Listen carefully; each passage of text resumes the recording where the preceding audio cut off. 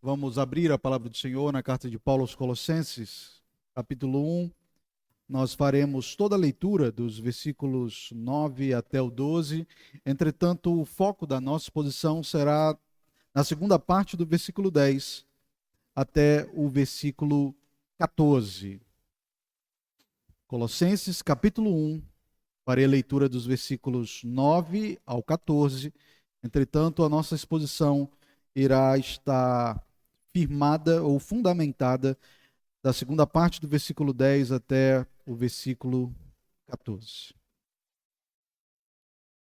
Ouçamos então a voz do Senhor, segundo a Escritura, que nos fala assim: Por esta razão também nós, desde o dia em que ouvimos, não cessamos de orar por vós e de pedir que transbordeis do pleno conhecimento da sua vontade, em toda a sabedoria e entendimento espiritual, a fim de viverdes de modo digno do Senhor, para o seu inteiro agrado, frutificando em toda boa obra e crescendo no pleno conhecimento de Deus, sendo fortalecidos com todo o poder, segundo a força da sua glória, em toda a perseverança e longanimidade, com alegria, dando graças ao Pai, que nos fez idôneos à parte que vos cabe da herança dos santos na luz. Ele nos libertou do império das trevas e nos transportou para o reino do Filho do seu amor, no qual temos a redenção e a remissão dos pecados. Vamos orar mais uma vez, rogando ao Senhor que Ele se apiede de nós, nos dê compreensão da sua palavra. Oremos.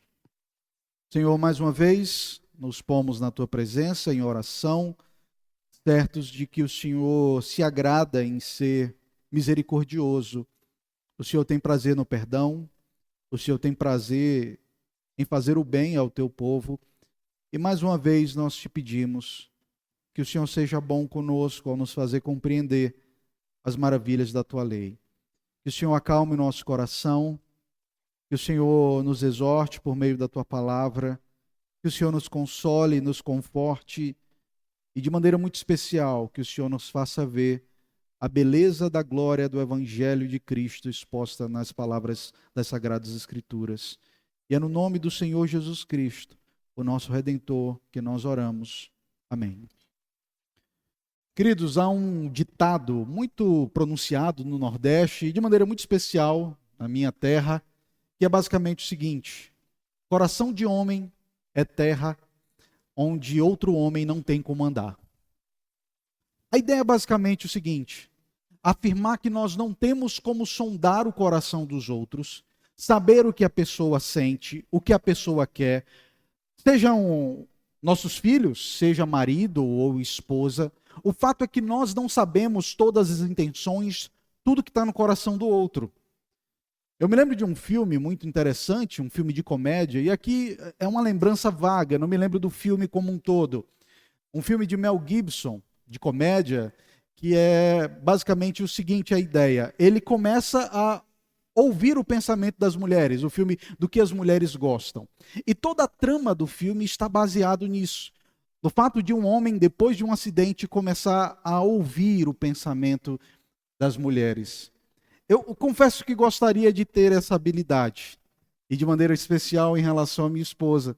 Saber exatamente o que ela sente, saber o que a agrada. Eu me lembro de uma vez onde nós estávamos para sair, para almoçar, e aí eu propus para ela a escolha do lugar. Eu disse: meu bem, você pode escolher um lugar para a gente ir almoçar.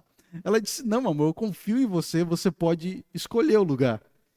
Ok, eu escolhi. Eu disse: então nós vamos para tal lugar. Ela: nossa, você fez a pior escolha. O fato, queridos, é que nós não temos como saber tudo o que uma pessoa sente, tudo que está no coração de uma pessoa. Mas segundo o texto que nós acabamos de ler, nós temos como conhecer aquilo que é a vontade de Deus. E não apenas agradá-lo, mas segundo o texto, nós podemos viver para o inteiro agrado do Senhor. Eu quero que os irmãos rememorem comigo aquilo que eu propus na exposição da semana passada, para que então possamos entender o fluxo da narrativa, e então ao chegarmos no texto dessa noite, a partir da segunda parte do versículo 10, nós sejamos ainda mais conscientes do que o apóstolo Paulo, inspirado pelo Espírito Santo, está buscando nos ensinar. O apóstolo Paulo começa no versículo 9, afirmando que ele constantemente ora pelos crentes de Colossos, por causa daquilo que ele ouvia a respeito daqueles irmãos. E aquilo que ele ouvia a respeito desses irmãos está claramente disposto nos versículos 10 até o 8. Basicamente, o apóstolo Paulo fala que se alegrava e orava em gratidão pela vida desses irmãos, por causa da fé que eles tinham, por causa do amor que eles tinham para com todos os santos, e por causa daquilo que está no versículo 5, por causa da esperança que eles tinham em Cristo Jesus. E é por isso, então, que o apóstolo Paulo constantemente orava por aqueles irmãos, para que eles fossem abençoados e permanecessem firmes diante daquilo que haviam aprendidos. E é diante dessas circunstâncias que o apóstolo Paulo diz que orava e não cessava de orar e pedir basicamente o seguinte: que eles transbordassem do pleno conhecimento da vontade de Deus. E aqui nós precisamos fazer algumas considerações. O apóstolo Paulo está escrevendo essa carta, como os irmãos sabem, em resposta a um problema doutrinário que estava presente no meio da igreja de Colossos. O ingresso de falsos mestres, homens que afirmavam que haviam conhecimento para além daquele que os apóstolos haviam ensinado. Eles poderiam, então, por meio do conhecimento desses falsos mestres, ter um contato com Deus, uma experiência com Deus, que nem mesmo os apóstolos haviam legado a eles. E é por isso, então, que o apóstolo Paulo diz: olha, eu oro para que vocês conheçam a Deus. Por que esse pedido tão específico? Os irmãos devem se lembrar que a natureza da heresia presente aqui no primeiro século, na igreja de Colossos, era uma heresia chamada de gnosticismo, sendo essa palavra derivada, então, da palavra gnose, ou conhecimento, que vem da palavra grega gnose. E então, o que esses homens propunham não era apenas uma nova experiência com Deus, mas era um conhecimento de Deus que estava para além do ensino do apostólico. Um contato muito especial com Deus. E aqui, diante dessas circunstâncias, o apóstolo Paulo diz: eu oro para que vocês transbordem do pleno conhecimento da vontade de Deus. Aqui o apóstolo Paulo já parte de um pressuposto. Eles não precisavam conhecer uma nova vontade de Deus. Eles já tinham conhecimento de Deus, que foi legado por Epáfras, o conservo de Paulo, que havia evangelizado eles. Então a natureza da oração de Paulo era para que eles transbordassem do conhecimento de Deus. Vocês já conhecem, mas vocês podem conhecer ainda mais o Senhor. E Paulo diz que o transbordar desse conhecimento da vontade de Deus é em toda sabedoria e entendimento espiritual. Os irmãos devem se lembrar que na semana passada, quando eu falei a respeito desse transbordar do conhecimento de Deus, o apóstolo Paulo não está se referindo a alguma experiência mística ou alguma coisa que está diferente daquilo que está revelado nas Escrituras. Mas é justamente com base na doutrina ensinada pelos apóstolos, com base nas sagradas Escrituras, eles poderiam então ter sabedoria e entendimento espiritual. Ou seja, uma capacidade de fazer escolhas corretas, entender as coisas a respeito de Deus e como viver para o inteiro agrado do Senhor. E é justamente sobre isso, viver para o inteiro agrado do Senhor, que o apóstolo Paulo fala no versículo 10. Por que eles precisavam dessa sabedoria e entendimento espiritual, fruto do transbordar do pleno conhecimento da vontade de Deus? E aí Paulo fala no versículo 10, a fim de viverdes de modo digno do Senhor, para o seu inteiro agrado. Querido, se eu não consigo viver para o inteiro agrado da minha esposa, e nem ela consegue viver para o meu inteiro agrado, o apóstolo Paulo está falando aqui que nós podemos viver para o inteiro agrado do Senhor, de modo digno do Senhor. E é justamente sobre isso que o apóstolo Paulo nos fala, que conhecendo a vontade revelada de Deus, com sabedoria, com entendimento espiritual, nós podemos então, de uma vez por todas, conhecer mais o Senhor e viver de uma maneira que o agrada. A pergunta que fica logo diante disso é: ok, Paulo, como é uma vida que agrada ao Senhor? E aqui vem a estrutura do nosso texto. Eu quero primeiro, nesse primeiro momento da nossa exposição, focar aqui a partir da palavra frutificando aí no versículo 10, até o versículo 12, destacar 4 maneiras pelas quais o apóstolo Paulo afirma que nós podemos viver para o inteiro agrado do Senhor. E essa forma pela qual nós vivemos para o inteiro agrado do Senhor é caracterizada por 4 verbos presentes aqui no texto. E aqui eu peço para que, por gentileza, você olhe para o texto bíblico. O apóstolo Paulo destaca 4 verbos. Eu estou apresentando a estrutura do texto, tá? Primeiro, o apóstolo Paulo fala, na segunda parte do versículo 10, que nós vivemos para o inteiro agrado, frutificando em toda boa obra. Então, a primeira palavra aqui, frutificando. Segunda palavra, sendo fortalecido com todo o poder, no versículo 11. Depois, nós continuamos e percebemos, só acompanhando aqui, frutificando com toda boa obra. Segundo verbo, perdão, ainda no versículo 10, crescendo no pleno conhecimento de Deus. Terceiro, no versículo 11, sendo fortalecido com todo o poder. E no versículo 12, dando graças ao Pai. Então, 2 verbos presentes no versículo 10, um no versículo 11 e um no versículo 12. A segunda parte, então, da nossa exposição está nos versículos 12 a 14, onde o apóstolo Paulo, então, expõe a obra de Deus por meio de Cristo nas nossas vidas.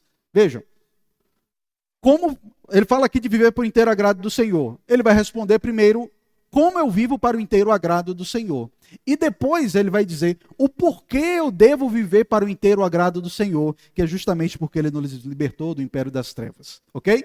Então, essa é a estrutura do texto. Eu peço a vocês que caminhem comigo para que possamos observar como nós podemos viver de modo digno do Senhor para o inteiro agrado do Senhor. Logo no versículo 10, o apóstolo Paulo fala que nós vivemos para o inteiro agrado do Senhor, frutificando em toda boa obra. De maneira muito objetiva, o que o apóstolo Paulo quer falar é que nós vivemos para o inteiro agrado do Senhor, praticando todas as boas obras que são fruto direto do conhecimento da vontade de Deus. À medida que conhecemos a vontade de Deus revelada na palavra, nós conhecemos mais como viver uma vida para o inteiro agrado do Senhor, ter uma vida com práticas que o agradam, tal como uma árvore que produz bons frutos. Os irmãos devem se lembrar de um texto muito conhecido em que o Senhor Jesus Cristo, lá em Mateus 7:17, ele nos ensina algo maravilhoso. Mateus 7:17, o Senhor nos ensina basicamente o seguinte: assim toda árvore boa produz bons frutos, porém a árvore má produz frutos maus. Não pode a árvore boa produzir frutos maus, nem a árvore má produzir frutos bons. Toda árvore que não produz bom fruto é cortada e lançada ao fogo. Assim, pelos seus frutos os conhecereis. Nem todo que me diz Senhor, Senhor entrará no reino dos céus, mas aquele que faz a vontade do meu Pai que está nos céus. O texto continua e ele ainda fala no versículo 22. Muitos naquele dia hão de dizer-me, Senhor, Senhor, porventura não temos nós profetizado em teu nome, e em teu nome não expelimos demônios, e em teu nome não fizemos muitos milagres? Então lhes direi explicitamente: nunca vos conheci, apartai-vos de mim, os que praticais a iniquidade. Percebam, queridos, que quando o Senhor Jesus Cristo fala a respeito de frutos, o apóstolo Paulo então se apropria dessa ilustração trazida pelo Senhor Jesus Cristo, e ele fala que nós devemos viver frutificando em toda boa obra. E perceba como o Senhor Jesus Cristo ele está associando aqui essa ideia de dar um bom fruto como sendo aquele que de fato conhece o Senhor. Porque aquele que afirma apenas que conhece o Senhor, mas que não tem frutos de conversão, não há transformação na sua vida, essa pessoa não pode dizer que conhece o Senhor. E como é importante, queridos, destacarmos essa verdade. Porque as pessoas hoje se dirigem sobre a Deus e sobre o relacionamento de Deus como se Deus fosse um parça, como se Deus fosse alguém que eu tenho muito achego e muita aproximação, mas em nada a minha vida é transformada por esse contato com Ele. As pessoas querem chamar Deus do cara lá de cima, as pessoas querem chamar Deus de paizinho. Entretanto, o que nós vemos muitas vezes são vidas que não têm frutos de conversão, frutos de transformação. E essas pessoas que pensam que têm intimidade com o Senhor, que conhecem o Senhor, claramente o que o Senhor Jesus Cristo afirma é que Ele falará no dia do juízo: eu não vos conheço, eu não vos conheço. E é por isso que para viver uma vida que agrada ao Senhor, nós precisamos começar a ter frutos, que são as boas obras. Por um lado, o próprio Deus, mediante o Espírito, faz com que o Evangelho frutifique e cresça em nós. Mas ao mesmo tempo eu não quero que vocês esqueçam que nós somos chamados a frutificar e a crescer. Se damos frutos, toda a honra e toda a glória é do Senhor. Todo o bem que fazemos é do Senhor, é o Senhor que nos faz dar bons frutos. Mas ao mesmo tempo, nós somos chamados a ter uma diligência para termos esses bons frutos. O texto continua ainda no final do versículo 10, e o Senhor Jesus Cristo, por meio da sua palavra, usando o apóstolo Paulo, nos revela mais uma vez como vivermos para o inteiro agrado do Senhor, de maneira digna do Senhor. E aqui vem então o segundo verbo, quando ele fala crescendo no pleno conhecimento de Deus. Vejam, no versículo 9, Paulo fala sobre conhecer a vontade de Deus. Agora, no versículo 10, ele se refere ao conhecimento de Deus. Então, uma coisa é conhecer a vontade de alguém. Concordam comigo? Outra coisa é conhecer essa pessoa e ter comunhão com ele. Então, no versículo 10, ele fala conhecer a vontade de Deus. Agora, no versículo 10, ele diz conhecimento de Deus. Queridos, com isso, eu quero trazer algumas pontuações para nós, para entendermos o que o apóstolo Paulo está falando aqui, do crescimento no pleno conhecimento de Deus. Meus irmãos, para conhecermos a Deus, termos comunhão com Ele, precisamos primeiro conhecer a sua vontade. Como que você pode dizer que conhece uma pessoa sem conhecer a vontade dela? Às vezes nós chegamos para o marido, para a esposa, para o filho, e nós fazemos alguma coisa que o agrada, e a pessoa fica feliz, aí você diz, tá vendo, eu te conheço. Eu sei do que você gosta. Eu sei do que você gosta de comer, eu sei onde você gosta de passear. Então, queridos, não há como conhecermos a Deus se nós não conhecermos a vontade de Deus. E aqui eu concordo plenamente com um comentarista chamado William Hendrickson, quando ele afirma que conhecer a vontade de Deus, revelada na sua palavra, não é o mesmo que conhecer o Deus da palavra empiricamente. Deixe-me repetir. Conhecer a vontade de Deus revelada em sua palavra, ou seja, conhecer a Bíblia, conhecer a Escritura, não é o mesmo que conhecer Deus, o Deus da palavra, empiricamente. Ou seja, através de uma relação pessoal com Ele. Deixe-me explicar melhor. Nós obtemos esse conhecimento de Deus por meio de um relacionamento que desenvolvemos com Ele em meio às diversas circunstâncias da vida. Você não conhece Deus apenas lendo as Escrituras. Você pode conhecer os atributos dele, você pode ter características, você pode entender as características dele, você pode entender várias coisas sobre Deus, mas você não vai se relacionar com ele. Se primeiro, por exemplo, precisamos conhecer os atributos dele e quem ele é, para podermos nos relacionar com ele, nós precisamos então, queridos, não nos contentar apenas com o conhecimento da Escritura. Quantos hereges conhecem muito bem as Escrituras? Quantas pessoas de vidas reprováveis conhecem o Senhor, mas não têm nenhum tipo de vida com o Senhor? Não tem vida de oração, não tem comunhão com Deus, não sabe o que é caminhar com Deus, ser um homem de Deus, ser uma mulher de Deus. E aqui o apóstolo Paulo fala claramente que nós vivemos para o inteiro agrado do Senhor, claro, conhecendo a palavra, mas depois que nós conhecemos a palavra, nós precisamos conhecer esse Deus, um relacionamento íntimo com Ele. Não apenas um relacionamento por meio de conhecimento teórico, a respeito dos seus atributos e da sua obra. O conhecimento de Deus é o conhecimento mais importante da sua vida. Conhecer esse Deus. É por isso, queridos, que Calvino, nas suas Institutas, ele inicia falando isso, que não há nenhum tipo de conhecimento a respeito do homem, se primeiro não conhecermos o Deus que fez o ser humano. E nós somos, por natureza, ignorantes a respeito de Deus. E nós precisamos do conhecimento de Deus para entender quem somos, para entendermos a nossa natureza caída, para entender o que é o mundo, o que é família, como o Estado deve funcionar. Ou seja, toda a nossa cosmovisão é moldada pelo conhecimento das Escrituras e moldado pelo relacionamento que temos com Ele. Mas, infelizmente, queridos, esse pleno conhecimento de Deus, esse relacionamento com Deus, isso é uma das coisas mais desprezadas em nossos dias. Nós conhecemos as pessoas à medida em que temos tempo com elas. E nós precisamos ter tempo com Deus. Não apenas como aquele que quer colocar Deus em uma luneta, observando, ele é infinito, ele é imutável ao lermos a Bíblia. Mas como aquele que tem deleite e diz, Senhor, eu te louvo e te amo e quero caminhar contigo, porque o Senhor é amor, porque o Senhor é imutável, porque o Senhor é cheio de misericórdia. Isso muda completamente tudo, queridos.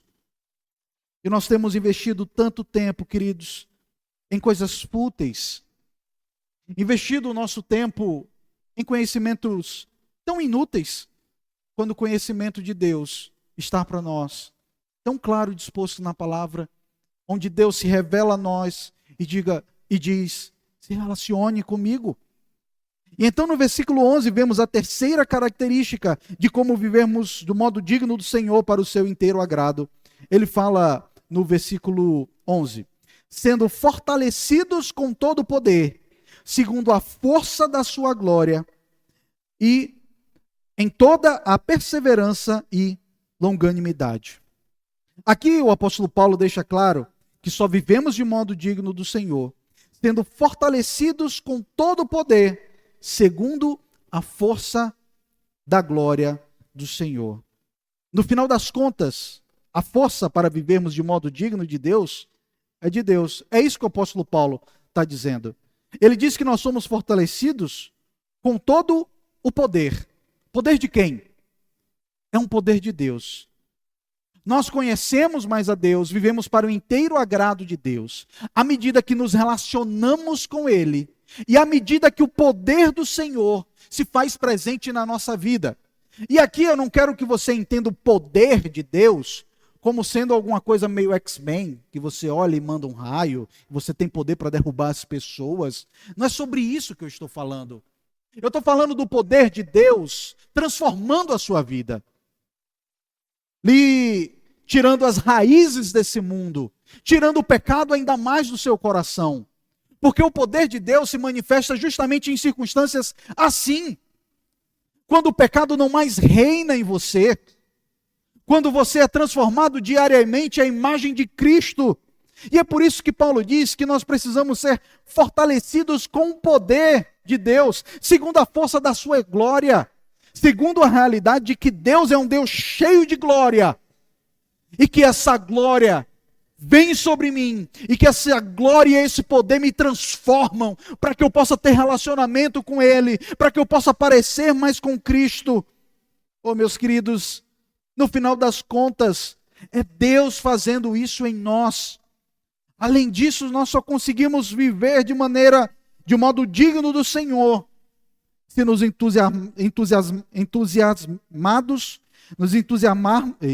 Vamos lá, vai sair. Se estivermos entusiasmados, ok, melhor. Com a glória do nosso Senhor. Será que você tem estima em estar na presença gloriosa de Deus? Não só na glória eterna, onde você verá a glória do Cristo ressurreto, onde você verá a glória de Deus.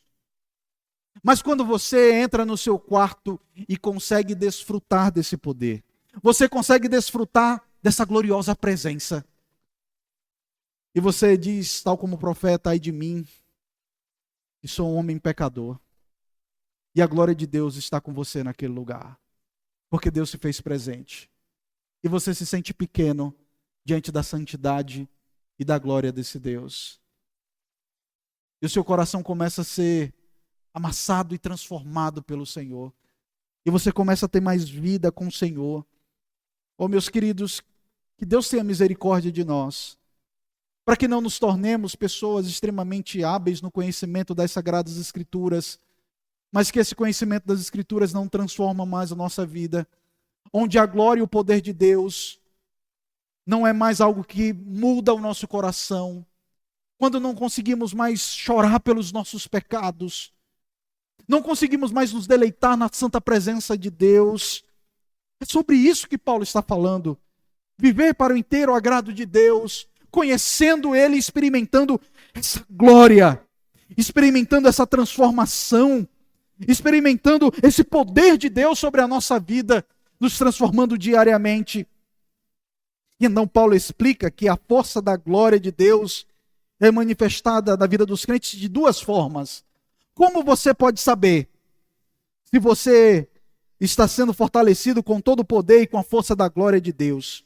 Paulo explica que isso é manifestado primeiro com toda perseverança e também com toda longanimidade.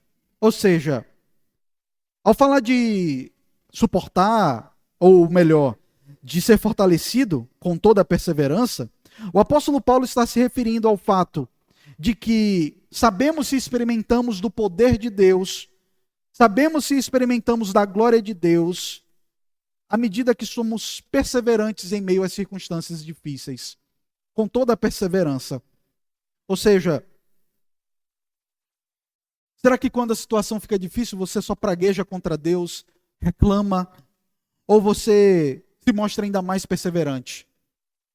Firme no Senhor, sabendo que a provação produz perseverança.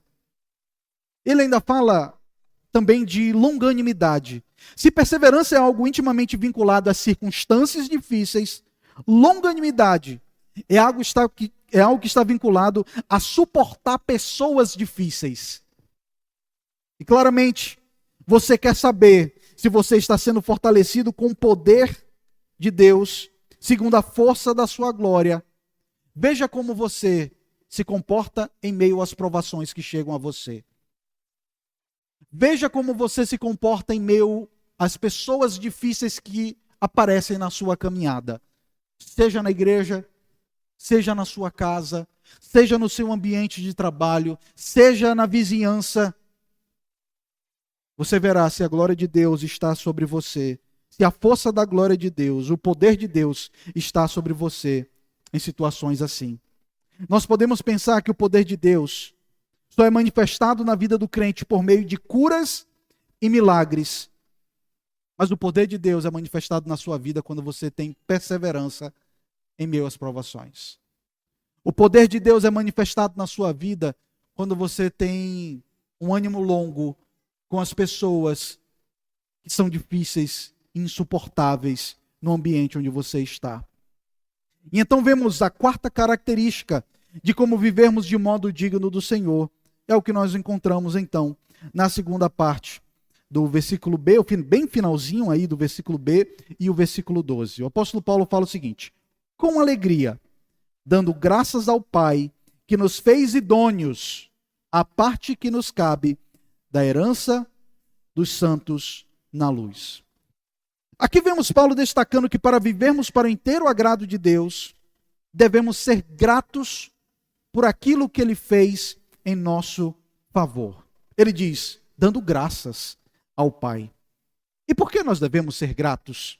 Bem, eu poderia falar vários motivos pelos quais nós deveríamos ser gratos ao Senhor. Mas deixe-me falar o principal deles. Nós éramos filhos da ira, mas o nosso Pai, por sua graça, nos tornou seus filhos adotados por meio do unigênito.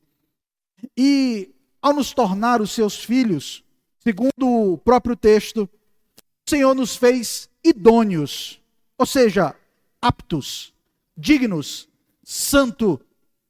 Ele nos tornou qualificados para recebermos uma herança, como ele fala aí, a herança dos santos da luz. A herança dos santos na luz. Assim, queridos, o que os falsos mestres ofereciam, os crentes já possuíam em Cristo. Eles ofereciam um conhecimento espiritual, algo luminoso, algo com anjos e coisas desse tipo. Olha, diz o apóstolo Paulo, você já tem uma herança dos santos na luz. Queridos, claramente o que o apóstolo Paulo está falando é que nós demonstramos que conhecemos mais a Deus à medida que somos gratos a Ele. Quando damos graças ao Senhor constantemente, isso impede que muitas heresias entrem na igreja. Por que que tantas heresias entram na igreja? Por causa de crentes com o coração ingrato. Por que que as pessoas ficam tão animadas, ou ficaram tão animadas, naquele boom do dente de ouro? Vocês se lembram? Que as pessoas oravam e pessoas ficavam com dente de ouro? Porque as pessoas eram avarentas. O maior milagre que Cristo fez na nossa vida não é porque Ele transformou, ou supostamente transformou, um dente em dente de ouro. O maior milagre que Deus fez na nossa vida é porque Ele nos deu uma herança. O que é um dente de ouro? Diante de uma herança nos santos na luz. O que é um dente de ouro? O que é uma cura diante da glória eterna que Cristo nos dá? Nada, absolutamente nada. E as heresias entram assim, queridos. A insatisfação, a ingratidão no coração dos crentes. Isso gera em nós ansiedade, queremos novidades o tempo todo. E os crentes esquecem que tudo quanto precisam, eles já receberam em Cristo. E os falsos mestres prometiam para aqueles que o seguiam, que por meio dos seus ensinos, eles alcançariam uma salvação. Mas Paulo diz, você já tem a herança na luz. Uma herança que mostra claramente que é algo que nós não somos merecedores. Você já viu uma pessoa que recebe uma herança porque tem um mérito? Ninguém recebe herança porque tem mérito nenhum. Ele só recebe a herança por causa de alguma circunstância, porque algo foi feito, porque alguém lhe deixou alguma coisa. E nós recebemos uma herança porque Deus nos deixou a salvação em Cristo Jesus. E então, queridos, a partir do versículo 13, o apóstolo Paulo começa então a falar daquilo que Deus fez por nós. Mas ele começa nessa sessão não apenas falando do que Deus fez por nós, mas nós estamos aqui diante da sessão mais cristológica de todo o Novo Testamento. Toda discussão, toda dúvida a respeito da pessoa e obra do Senhor Jesus Cristo, muitas vezes foi respondido com esse texto. É claro que nós iremos entrar aos poucos nesse texto, nessa seção do versículo 13 até o versículo 23, ficaremos apenas no versículo 14 hoje. Mas aqui o apóstolo Paulo, ele começa a desenhar o que Deus, o Pai, fez em relação a nós por causa da obra bendita do Senhor Jesus Cristo. E é justamente isso que eu quero ver com vocês. Aqui, o apóstolo Paulo mostra que o Senhor nos libertou. Ele mostra que o Senhor nos deu a redenção, bem como Ele nos deu a remissão dos nossos pecados. Vejamos então o versículo 13, em que o apóstolo Paulo começa falando o seguinte. Ele, aqui, o Pai, né? Ele fala, dando graças ao Pai. Não é isso? Versículo 12. E agora então no versículo 13 ele diz, Ele Ele quem? O Pai, descrito no versículo 13, no versículo 12. Essa expressão também pode ser traduzida como o qual, ou o que. Não tem ele no texto grego, mas tem o qual. Se referindo então à pessoa do Pai, dizendo então que ele nos libertou do império das trevas. Eu quero que mais uma vez vocês percebam como o apóstolo Paulo, ele muda a forma de falar com seus leitores. Ele começa a se envolver de uma maneira mais íntima com aquilo que ele está falando. No versículo 12, ele está falando aqui na segunda pessoa do plural. Ele diz, dando graças ao Pai, que vos fez idôneos, a parte que vos cabe da herança dos santos da luz. Mas agora que ele começa a falar do que Cristo fez, ele começa a falar então, nós, não apenas vocês, mas nós. O que Deus fez em nosso favor? Ele nos libertou do império das trevas. E aqui eu quero que vocês percebam a imagem que é trazida pelo apóstolo Paulo. A imagem apresentada por ele, a partir do versículo 13, é de uma operação de resgate. Todos nós já assistimos filmes em que uma pessoa é sequestrada por um império inimigo. Talvez vocês se lembrem aqui de Star Wars, alguma coisa, quando Han Solo ele é capturado pelo império, ou quando algum outro personagem ele é capturado por um inimigo. E é basicamente essa imagem aqui. Ele apresenta a imagem de um império, que é como se fosse a opressão de um inimigo poderoso sobre os homens. Escravos, impotentes e acorrentados ao pecado, sobre o poder de Satanás. Mas então veio o resgatador, e ele então nos libertou. Uma ação concluída. Não é que ele está nos libertando, mas ele nos libertou. E nos libertou do império. Não é só de uma pessoa, mas ele está falando aqui de um império. Trazendo então a imagem de algo que é muito grandioso. Diante de um povo que vivia debaixo do império romano, não se esqueçam disso. Talvez aqueles cristãos pensassem que a coisa mais pavorosa para eles era viver debaixo do império romano, com todo aquele poder. E Paulo diz, não, ele tirou vocês de um império muito mais tenebroso. Um império que ele chama de império das trevas. Um império porque ele domina todas as áreas da sociedade. É um império porque ele domina o governo. Ele é um império que tem uma pessoa de um imperador. Ele é um império de uma pessoa que se considera como Deus. E esse império se manifesta na religião, por meio da cultura, por meio de artes. Tudo é dominado pelas trevas desse império. E aqui, querido, fica claro que uma pessoa sem a luz do evangelho não é só que ela está solta, perdida pelo mundo, mas ela é escrava de um império. Um império que é chamado de império de trevas. Porque é um império de ignorância, de desconhecimento de Deus, que é fruto daqueles que estão debaixo do príncipe desse mundo, de Satanás. Por isso, queridos, a condição do descrente não é apenas de uma cegueira, mas é de uma escravidão. Está acorrentado, preso, e ele não pode por si só dizer, estou livre desse império. Não. Se Deus não nos libertar desse império, nós não temos como sair. Se Deus não nos libertar do império das trevas, nós não temos como sair. E percebam aqui um contraste entre a luz que ele apresenta, a herança dos santos da luz, e ele começa no versículo 13. Ele nos libertou do império das trevas. Se por um lado os crentes têm uma herança na luz, aqueles que não estão em Cristo estão debaixo do império das trevas, perdidos sem o Senhor. E de fato, há hoje, queridos, um exagero na ênfase que as pessoas dão à ação diabólica na vida de pessoas. Mas não devemos esquecer que a ação diabólica é real, especialmente sobre os incrédulos. Isso deve nos fazer pensar melhor na forma como evangelizamos.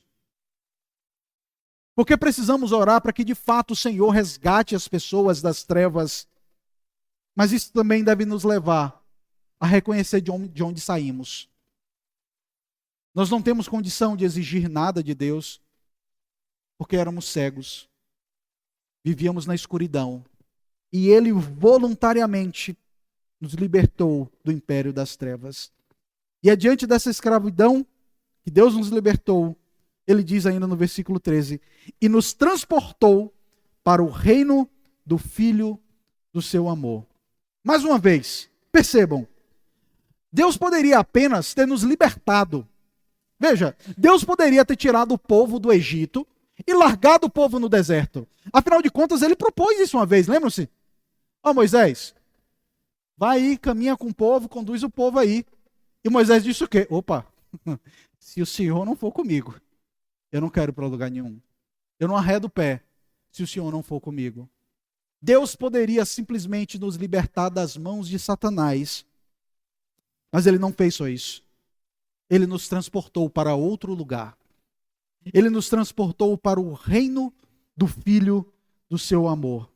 Para o reino do seu Filho amado, do Senhor Jesus Cristo. Nos deu uma herança, nos deu a luz para nós que vivíamos em trevas. Ele nos deu vida com Ele. Ele nos deu a possibilidade de frutificarmos com toda boa obra. Ele nos deu a possibilidade de crescermos no conhecimento dEle. Ele nos deu a possibilidade de sermos fortalecidos pelo poder da glória dEle, que ilumina na nossa vida. Ele nos deu a possibilidade de dar graças a Ele, porque sabemos o que Ele fez por nós. Por isso que o apóstolo Paulo fala claramente, esse Deus, Ele é tão bendito, e devemos conhecê-lo, e devemos amá-lo, por causa daquilo que Ele fez por nós. Ele nos tirou dessas trevas, e nos levou para o reino do Filho do seu amor. E quem é esse? Quem é esse? Esse Filho. Ele diz o seguinte, no Filho, no qual temos a redenção e a remissão dos pecados. Claramente aqui é uma utilização de vocabulário veterotestamentário, sendo então redenção uma palavra muito utilizada para uma libertação como resultado de um pagamento de um resgate. Isso é algo muito utilizado, por exemplo, para se referir àquilo que Deus fez tirando o povo do Egito. Mas não apenas Deus nos deu a redenção, mas também nos deu a remissão dos nossos pecados. Então ele diz o seguinte, essa pessoa que sai das trevas e que vai para o reino do Filho de Deus, ela chega lá e tem ainda a culpa no cartório. Tem uma dívida a ser paga. Mas então, essa pessoa é redimida. Todo perdão é dado. Todo preço foi pago. Afinal de contas, não foi isso que Cristo disse na cruz? Está consumado, está pago, está feito. Foi isso que Cristo fez por nós. Ele nos tirou do império das trevas e nos trouxe a redenção e a remissão. Meus queridos, deixe-me encerrar a minha exposição trazendo algumas aplicações. Eu quero lembrá-los que essa aqui é uma oração do apóstolo Paulo. Ele está aqui, pelo menos do versículo 9 até o versículo 12, orando. Orando para que os crentes conheçam mais a Deus, para que esses crentes possam viver para o inteiro agrado do Senhor, para que esses crentes não apenas conheçam sobre a lei de Deus, mas que conheçam o Deus da lei, para que eles deem bons frutos, para que eles saibam dar graças a Deus, para que eles sejam fortalecidos com o poder de Deus. Meus irmãos, seja bem franco. Será que esses pontos presentes na oração do apóstolo Paulo está presente na sua vida? Porque muitas vezes nós oramos tal como crianças. Nós achamos bonitinho e engraçado crianças orando. E via de regra, elas oram muito parecido, porque também nós oramos parecidos, os adultos. Nós oramos, as crianças oram, principalmente quando elas estão comendo como? Abençoa o papai, abençoa a mamãe, obrigado pelo papai, em nome de Jesus, amém. E muitas vezes nós oramos assim. Só acrescentamos palavras mais bem elaboradas. Mas será que você ora por você e pelos seus irmãos da igreja, para que eles conheçam mais o Senhor? Para que eles deem mais frutos? Para que eles conheçam mais a Deus? Para que eles tenham alegria no Senhor? Para que eles sejam longânimos? Para que eles sejam perseverantes em meio às provações? Que eles saibam como lidar com pessoas difíceis? Meus irmãos, uma das características maravilhosas da Bíblia é que por meio da Bíblia nós aprendemos a orar. E nós somos chamados a orar, não apenas pelo nosso bem temporal, sendo gratos pelos bens temporais que Deus nos dá, mas pedindo pela igreja de Cristo, pedindo pelos nossos irmãos. Deixe-me lembrar, nós estamos falando aqui de um homem que estava preso, lembram-se? Será que você preso, na iminência de ser decapitado, você oraria, Deus, abençoa lá os meus irmãos para que eles te conheçam mais?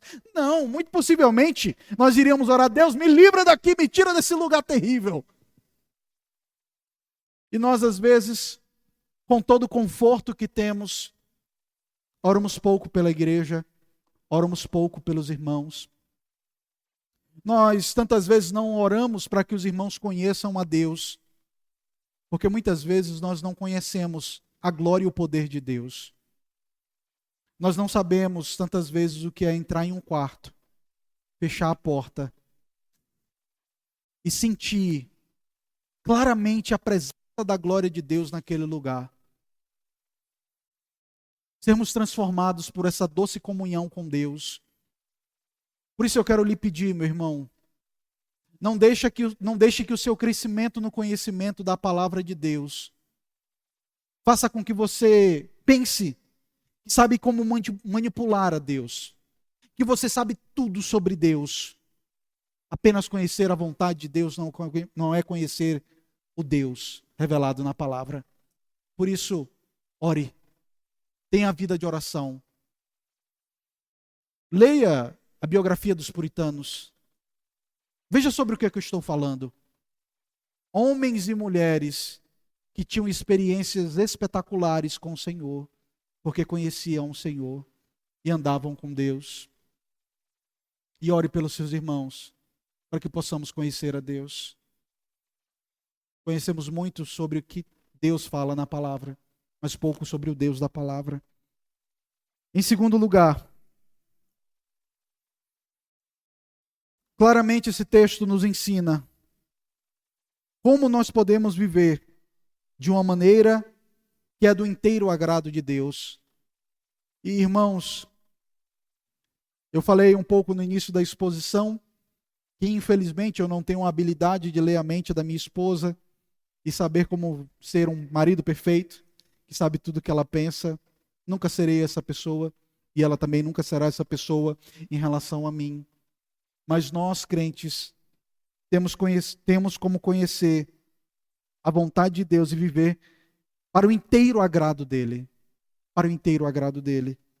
Lembremos que para isso precisamos dar frutos, precisamos crescer no conhecimento dele, precisamos ser fortalecidos com a força da sua glória, precisamos ser gratos a ele constantemente. Por isso, meus queridos, não digam que vocês não sabem qual é a vontade de Deus. A vontade de Deus é a vossa santificação. A vontade de Deus é que deem frutos. A vontade de Deus é que vocês sejam gratos. E assim vocês viverão para o inteiro agrado do Senhor. Isso não significa que em nenhum momento você não irá pecar, mas que você irá ter uma vida que agrada ao Senhor, que alegra ao Senhor. E Ele poderá então, claramente, falar ao seu respeito, esse é meu filho, ele tem vivido para o meu agrado. É sobre isso que o apóstolo Paulo está falando. A minha terceira aplicação é para que você nunca perca de vista a natureza da obra de Cristo Jesus na sua vida. Não pense que você é um cristão porque você é alguém que é filho de outra pessoa. Não pense que você é cristão porque um dia você levantou a mão na igreja e disse: olha, eu quero esse Jesus. Você por si só não conseguiria fazer nada. O mesmo apóstolo Paulo em Efésios capítulo 2 diz que estávamos mortos em delitos e pecados. E agora então, por meio dessa imagem, ele diz que nós éramos escravos de um império maldito, um império de trevas, e que nós nunca poderíamos sair de lá. Tal como o povo de Israel nunca poderia ter saído do Egito, a não ser que o Senhor enviasse pragas sobre os inimigos, a não ser que o Senhor fizesse sinais e milagres, providenciasse o sangue do Cordeiro, para que aquele povo pudesse sair de dentro do Egito. Se não fosse o Senhor abrindo o mar para que eles pudessem passar a pés secos e poder entrar então na Nova Canaã e ser transportado para o lugar que Deus quer. Lembre-se disso que Deus fez a respeito da sua vida. Você era um escravo em trevas, mas por causa da bondade de Deus em Cristo Jesus, agora então você foi transportado. Não só que você será transportado, mas você foi transportado para o reino do Filho do amor de Deus.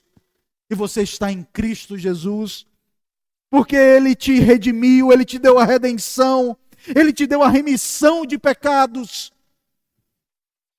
E é porque você saiu do império das trevas, é que você precisa chamar pessoas para se renderem ao grande rei, para que se libertem do poder do príncipe desse mundo.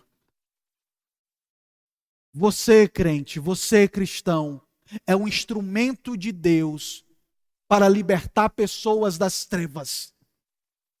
Então, quando nós não evangelizamos, quando nós não falamos de Cristo, quando nós temos uma vergonha de falar de Cristo, você não é só tímido. Você está deixando de proporcionar a pessoas a possibilidade de se libertar de um império de trevas, para que possam conhecer o reino de Cristo Jesus. Por isso, meu irmão, abra os seus lábios. Você que conhece a Deus, que tem vida com Deus, pleno conhecimento da vontade dEle, fale de Cristo. Porque esse mundo jaz o maligno, está em trevas, e é você, meu irmão, que abre os lábios para falar de Cristo. As pessoas não têm nenhum tipo de vergonha de apontar o dedo para as trevas e dizer: vão para as trevas, se rendam a esse imperador maldito. Por que você vai ter vergonha de falar para as pessoas para se renderem ao amoroso Senhor, ao bondoso Deus que deu a sua vida por mim, por você? Por isso, meu irmão, lembre-se daquilo que Deus fez por você. Seja grato, mas também seja um proclamador daquilo que Deus fez em sua vida. Quem é Cristo? O meu Salvador, aquele que me tirou do império das trevas e me levou para o seu reino amado. Além disso, a minha quarta e última aplicação é para você que está aqui conosco nessa noite e que não tem Jesus como seu único e suficiente Salvador. Talvez você esteja aprendendo algumas coisas a respeito da vontade de Deus revelada nas Escrituras, mas talvez você nunca teve um encontro com Cristo. E quantas pessoas vivem uma vida inteira dentro da igreja? Aprendem os 10 mandamentos, aprendem corinhos, aprendem hinos, mas essas pessoas não sabem o que é conhecer a Deus. Não sabem. Não sabem o que é ter pleno conhecimento de Deus. A minha mensagem para você nessa noite é que, se você se arrepender dos seus pecados, se você se render aos pés de Cristo Jesus, ainda hoje, você vai poder dizer como Jó: eu te conhecia só de ouvir falar, agora os meus olhos te veem. Eu te conheço, eu sei quem é o Senhor. Eu consigo ouvir o Senhor falando comigo por meio das Escrituras. Eu consigo ver o Senhor me transformando com o seu poder, com a sua glória. E esse é um chamado para que você se arrependa nessa noite, porque você está em trevas.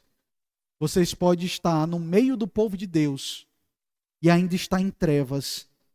Mas Cristo nessa noite, Ele quer tirar desse lugar maldito. Ele quer te tirar das trevas e quer te dar uma herança na luz. Ele quer te dar redenção. Ele quer te dar remissão de pecados e uma vida de comunhão com Ele.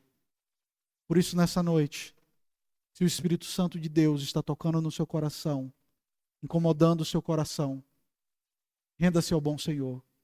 Renda-se a Cristo Jesus. E conheça o Salvador como um amado da sua alma. Saia das trevas e venha para a luz gloriosa de Cristo Jesus.